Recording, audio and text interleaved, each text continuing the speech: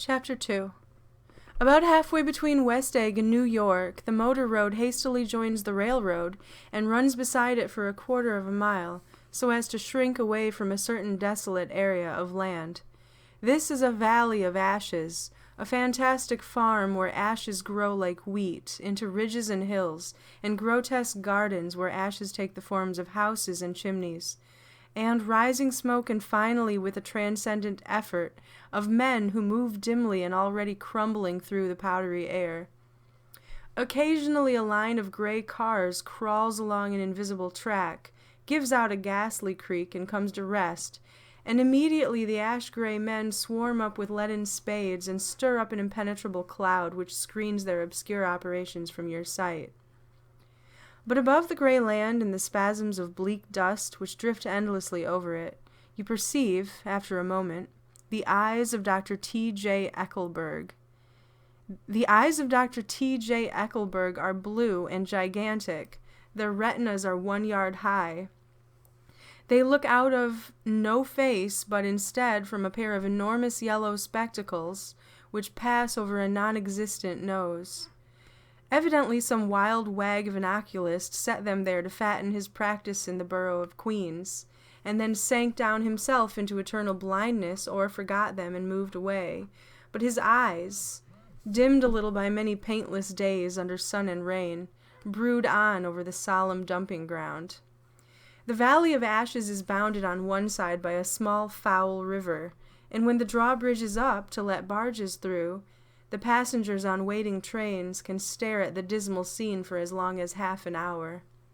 There is always a halt there of at least a minute, and it was because of this that I first met Tom Buchanan's mistress.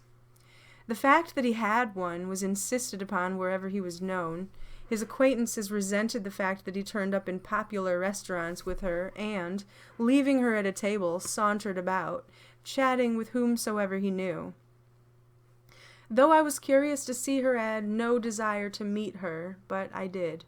I went up to New York with Tom on the train one afternoon, and when we stopped by the ash heaps, he jumped to his feet, and taking hold of my elbow, literally forced me from the car.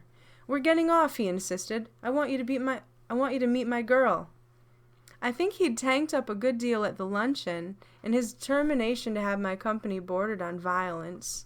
The supercilious assumption was that on Sunday afternoon I had nothing better to do. I followed him over a low whitewashed railroad fence, and we walked back 100 yards along the road, under Dr. Eckelberg's persistent stare. The only building in sight was a small block of yellow brick sitting on the edge of the wasteland, a sort of compact main street, ministering to it, and contiguous to absolutely nothing. One of the 3 shops it contained was for rent, and another was an all-night restaurant approached by a trail of ashes. The third was a garage. Repairs, George B. Wilson. Cars, bought and sold. And I followed Tom inside. The interior was unprosperous and bare. The only car visible was the dust-covered wreck of a Ford which crouched in a dim corner. It had occurred to me that this shadow of a garage must be a blind, and that sumptuous and romantic apartments were concealed overhead, when the proprietor himself appeared in the door of an office, wiping his hands on a piece of waste. He was a blond, spiritless man, anemic, and faintly handsome. When he saw us, a damp gleam of hope sprang into his light blue eyes. "Hello, Wilson, old man," said Tom, slapping him jovially on the shoulder. "How's business?" "I can't complain," answered Wilson unconvincingly. "When are you going to sell me that car?" "Next week. I've got my man working on it now."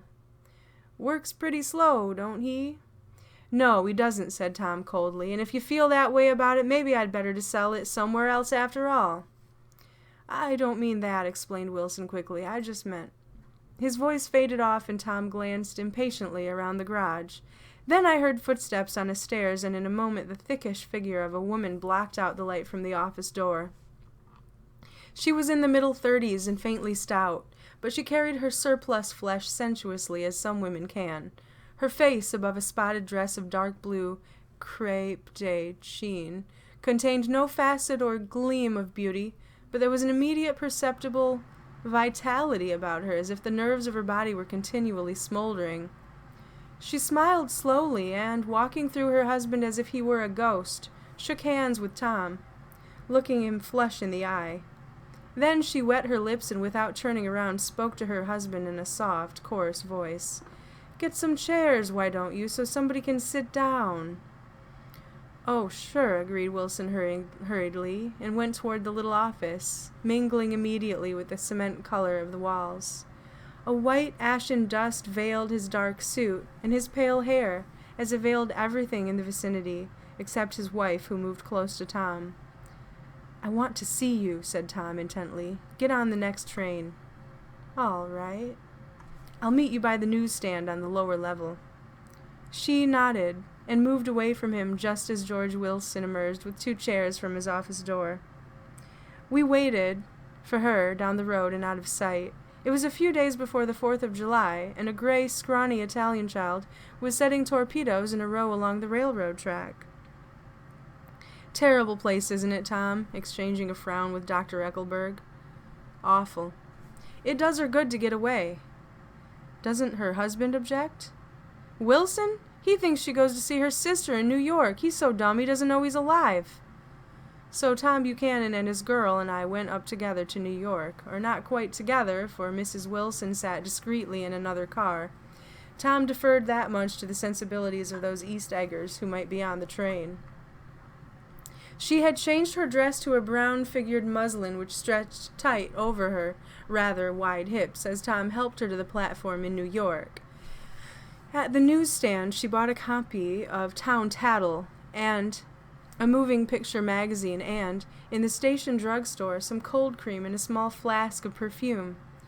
Upstairs in the solemn echoing drive she let 4 taxicabs drive away before she selected one new one, lavender-colored with gray upholstery, and in this we slid out from the mass of the station into the glowing sunshine. But immediately she turned sharply from the window and, leaning forward, tapped on the front glass. "I want to get one of those dogs," she said earnestly. "I want to get one for the apartment. They're nice to have, a dog." We backed up to a gray old man who bore an absurd resemblance to John D. Rockefeller. In a basket, swung from his neck, cowered a dozen very recent puppies of an indeterminate breed. "What kind are they?" asked Mrs. Wilson eagerly as he came to the taxi window. "All kinds. What kind do you want, lady?" "I'd like to get one of those police dogs. I don't suppose you got that kind?" The man peered doubtfully into the basket, plunged his hand and drew one up, wriggling by the back of the neck. "That's no police dog," said Tom. "No, it's not exactly a police dog," said the man, with disappointment in his voice. "It's more of an Airedale." He passed his hand over the brown wash-rag of a back.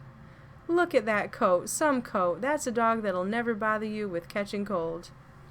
"I think it's cute," said Mrs. Wilson enthusiastically. "How much is it?" "That dog?" He looked at it admiringly. "That dog will cost you $10. The Airedale. Undoubtedly there was an Airedale concerned in it somewhere, though its feet were startlingly white.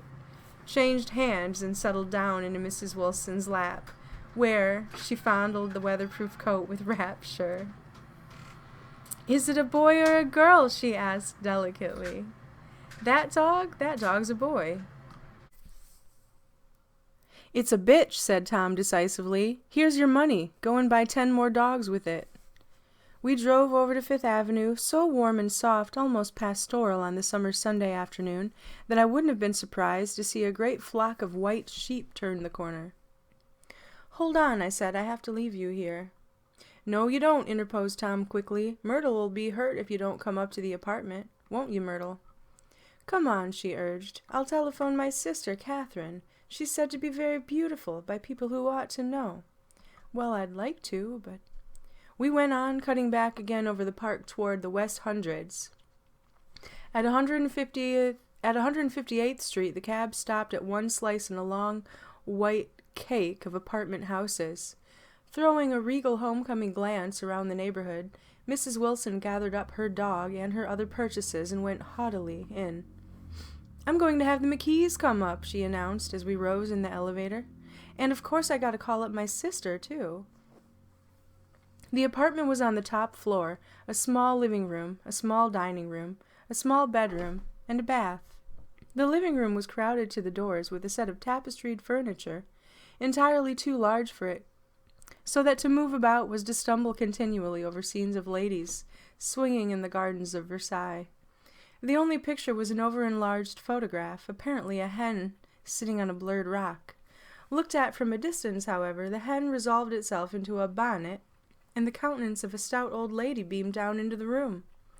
Several old copies of Town Tattle lay on the table, together with a copy of Simon Called Peter, and some of the small scandal magazines of Broadway.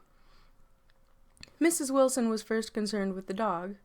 A reluctant elevator boy went for a box full of straw and some milk, to which he added on his own initiative a tin of large, hard dog biscuits, one of which decomposed apathetically in the saucer of milk all afternoon. Meanwhile, Tom brought out a bottle of whiskey from a locked bureau drawer. "I have been drunk just twice in my life, and the second time was that afternoon, so everything that happened has a dim, hazy cast over it, although until after 8 o'clock the apartment was full of cheerful sun." Sitting on Tom's lap, Mrs. Wilson called up several people on the telephone, but there were no cigarettes, and I went out to buy some at the drugstore on the corner. When I came back, they had disappeared, so that I sat down discreetly in the living room and read a chapter of Simon Called Peter. Either it was terrible stuff or the whiskey distorted things, because it didn't make any sense to me. Just as Tom and Myrtle, after the first drink Mrs. Wilson and I called each other by our first names, reappeared, company commenced to arrive at the apartment door. The sister, Catherine, was a slender, worldly girl of about 30 with a solid, sticky bob of red hair and a complexion powdered milky white. Her eyebrows had been plucked and then drawn on again at a more rakish angle, but the efforts of nature toward the restoration of the old alignment gave a blurred air to her face. When she moved about, there was an incessant clicking, as innumerable powdery bracelets jingled up and down on her arms. She came in with such a proprietary haste and looked around so possessively at the furniture that I wondered if she lived here. But when I asked her, she laughed immoderately, repeated my question aloud, and told me she lived with a girlfriend at a hotel. Mr. McKee was a pale feminine man from the flat below. He had just shaved, for there was a white spot of lather on his cheekbone, and he was most respectful in his greeting to everyone in the room. He informed me that he was in the artistic game, and I gathered later that he was a photographer and had made the dim enlargement of Mrs. Wilson's mother, which hovered like an ectoplasm on the wall. His wife was shrill, languid, handsome, and horrible. She told me with pride that her husband had photographed her 127 times since they had been married. Mrs. Wilson had changed her costume some time before and was now attired in an elaborate afternoon dress of cream-colored chiffon, which gave out a continual rustle as she swept about the room. With the influence of the dress, her personality had also undergone a change. The intense vitality that had been so remarkable in the garage was converted into impressive hauteur. Her laughter, her gestures, her assertions became more violently affected moment by moment, and as she expanded, the room grew smaller around her until she seemed to be revolving on a noisy, creaking pivot through the smoky air. "My dear," she told her sister in a high, mincing shout, "most of these fellas will cheat you every time. All they think of is money. I had a woman up here last week to look at my feet, and when she gave me the bill, you'd have thought she'd had my appendicitis out." "What was the name of the woman?" asked Mrs. McKee. "Mrs. Eberhardt. She goes around looking at people's feet in their own homes." "I like your dress," remarked Mrs. McKee. "I think it's adorable." Mrs. Wilson rejected the compliment by raising her eyebrow in disdain. "It's just a crazy old thing," she said. "I just slip it on sometimes when I don't care what I look like." "But it looks wonderful on you, if you know what I mean," pursued Mrs. McKee. "If Chester could only get you in that pose, I think he could make something of it." We all looked in silence at Mrs. Wilson, who removed a strand of hair from over her eyes and looked back at us with a brilliant smile. Mr. McKee regarded her intently with his head on one side, and then moved his hand back and forth slowly in front of his face. "I should like to change the light," he said after a moment. "I'd like to bring out the modeling of the features, and I'd try to get a hold of all the back hair. "I wouldn't think of changing the light," cried Mrs. McKee. "I think it's—" Her husband said, "Shh," and we all looked at the subject again, whereupon Tom Buchanan yawned audibly and got to his feet. "You McKees have something to drink," he said. "Get some more ice and mineral water. Myrtle, before everybody goes to sleep." "I told that boy about the ice." Myrtle raised her eyebrows in despair at the shiftlessness of the lower orders. "These people, you have to keep after them all the time." She looked at me and laughed pointlessly. Then she flounced over to the dog, kissed it with ecstasy, and swept into the kitchen, implying that a dozen chefs awaited her orders there. "I've done some nice things out on Long Island," asserted Mr. McKee. Tom looked at him blankly. "2 of them we have framed downstairs." "2 what?" demanded Tom. "2 studies. One of them I call Montauk Point, the gulls, and the other I call Montauk Point, the sea." The sister Catherine sat down beside me on the couch. "Do you live down on Long Island too?" she inquired. "I live at West Egg." "Really? I was down there at a party about a month ago. At a man named Gatsby's. Do you know him?" "I live next door to him." "Well, they say he's a nephew or of a cousin of Kaiser Wilhelm's. That's where all his money comes from." "Really?" She nodded. "I'm scared of him. I'd hate to have him get anything on me." This absorbing information about my neighbor was interrupted by Mrs. McKee's pointing suddenly at Catherine. "Chester, I think you could do something with her," she broke out. But Mr. McKee only nodded in a bored way and turned his attention to Tom. "I'd like to do more work on Long Island if I could get the entry. All I ask is that they should give me a start." "Ask Myrtle," said Tom, breaking into a short shout of laughter as Mrs. Wilson entered with the tray. "She'll give you a letter of introduction, won't you, Myrtle?" "Do what?" she asked, startled. "You'll give McKee a letter of introduction to your husband so he can do some studies of him." His lips moved silently for a moment as he invented, "George B. Wilson at the gasoline pump," or something like that. Catherine leaned close to me and whispered in my ear, "Neither of them can stand the person they're married to." "Can't they?" "Can't stand them." She looked at Myrtle and then at Tom. "What I say is, why go on living with them if they can't stand them? If it was them, I'd get a divorce. If I was them, I'd get a divorce and get married to each other right away." "Doesn't she like Wilson either?" The answer to this was unexpected. It came from Myrtle, who had overheard the question, and it was violent and obscene. "You see," cried Catherine triumphantly. She lowered her voice again. "It's really his wife that's keeping them apart. She's a Catholic, and they don't believe in divorce." Daisy was not a Catholic, and I was a little shocked at the elaborateness of the lie. "When they do get married," continued Catherine, "they're going west to live for a while until it blows over. It'd be more discreet to go to Europe." "Oh, do you like Europe?" she exclaimed, surprisingly. "I just got back from Monte Carlo." "Really?" "Just last year. I went over there with another girl." "Stay long?" "No, we just went to Monte Carlo and back. We went by way of Marseille. We had over $1,200 when we started, but we got gypped out of it all in 2 days in the private rooms. We had an awful time getting back, I can tell you. God, how I hated that town."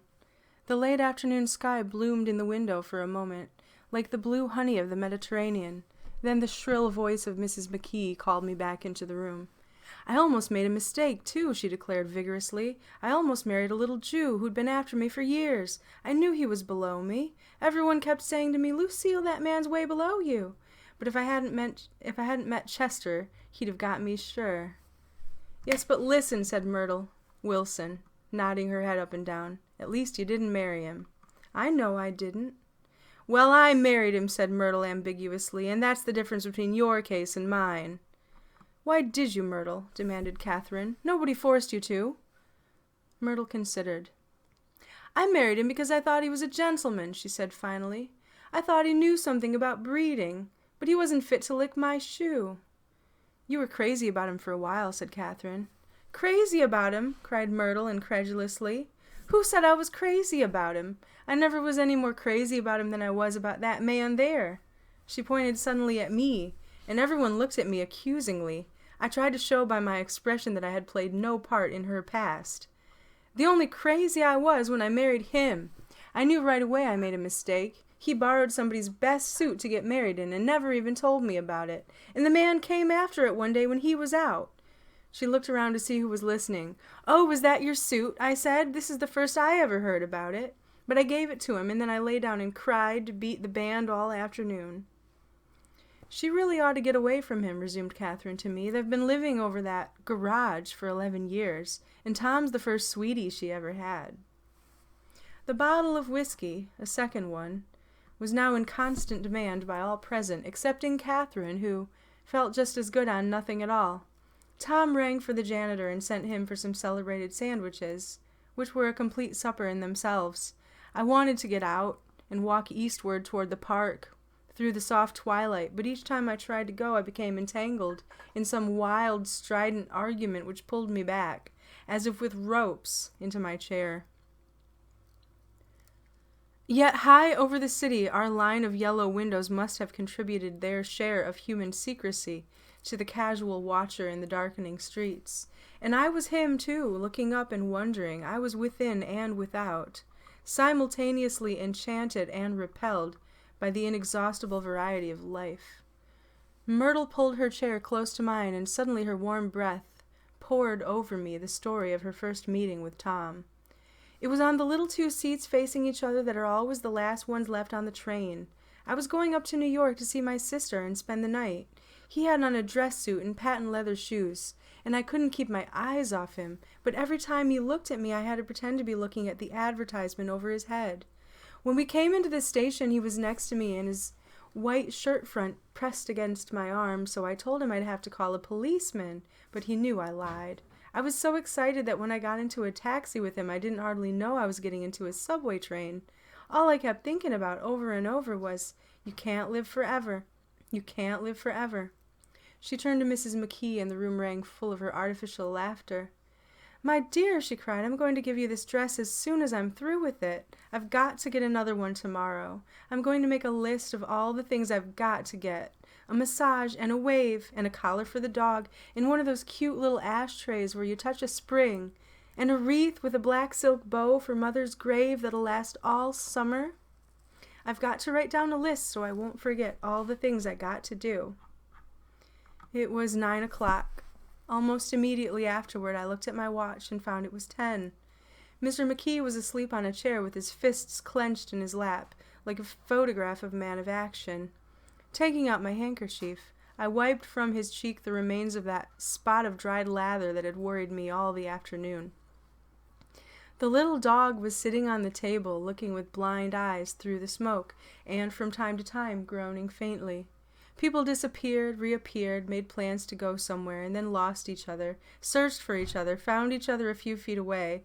Sometime toward midnight, Tom Buchanan and Mrs. Wilson stood face to face, discussing in impassioned voices whether Mrs. Wilson had any right to mention Daisy's name. "Daisy, Daisy, Daisy," shouted Mrs. Wilson. "I'll say it whenever I want to. Daisy, Daisy." Making a short, deft movement, Tom Buchanan broke her nose with his open hand. Then there were bloody towels upon the bathroom floor and women's voices scolding and high over the confusion, a long broken wail of pain. Mr. McKee awoke from his doze and started in a daze toward the door. When he had gone halfway, he turned around and stared at the scene, his wife and Catherine scolding and consoling as they stumbled here and there among the crowded furniture, with articles of aid and the despairing figure on the couch bleating fluently and trying to spread a copy of Town Tattle over the tapestry scenes of Versailles. Then Mr. McKee turned and continued on out the door. Taking my hat from the chandelier, I followed.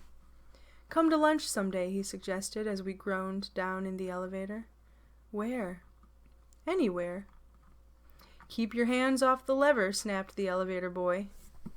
"I beg your pardon," said Mr. McKee with dignity. "I didn't know I was touching it." "All right," I agreed. "I'll be glad to." I was standing beside his bed and he was sitting up between the sheets, clad in his underwear, with a great portfolio in his hands. Beauty and the Beast, Loneliness, Old Grocery Horse, Brook and Bridge. Then I was lying half asleep in the cold lower level of the Peninsula Station, staring at the morning Tribune, and waiting for the 4 o'clock train.